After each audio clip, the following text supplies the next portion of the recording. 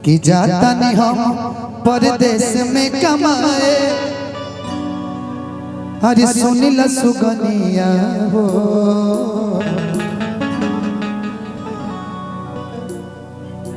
जाए के ना पारी बाजार से ले आवे तर तर करिया हो तो बोला काका हम कादीरो बनिया जा कि बोला काका हम कदी रोपनिया जा। 3 कट्ठा अलुआया 1.5 कट्ठा भंटा तू 1 कट्ठा बोदी बनिया जा। हम कुछ कुछ खाई चटनिया जा तू 1 कट्ठा बोदी बनिया जा। जातनी हम परदेश में कमाए सोना प्यारिया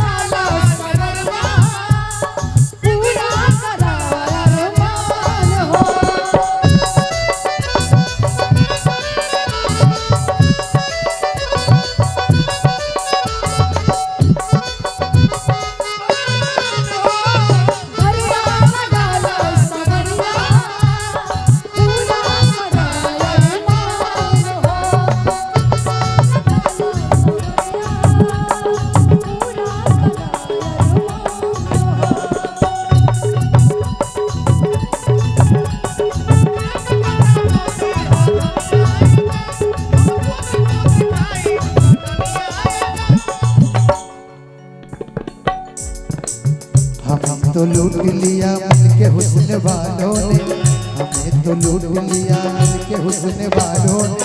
गोरे गोरे गालों ने काले काले बालों ने, गोरे गोरे गालों ने काले काले बालों ने। हमें तो लूट लिया मिल के हुस्न वालों ने, हमें तो लूट लिया मिल के हुस्न वालों ने।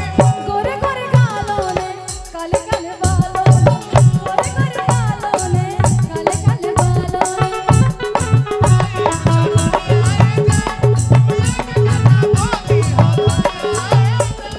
इसी में गाना है भुजिया बना के तू खइहा ए बहू की, 2-4 गो बोले हबलहू की।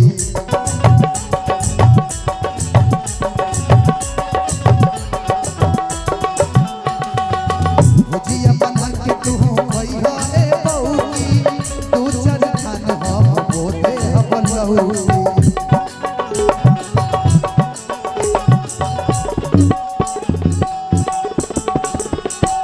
खाली टाइम से दिया तू पनिया ये जा 3 कट्ठा अलुआ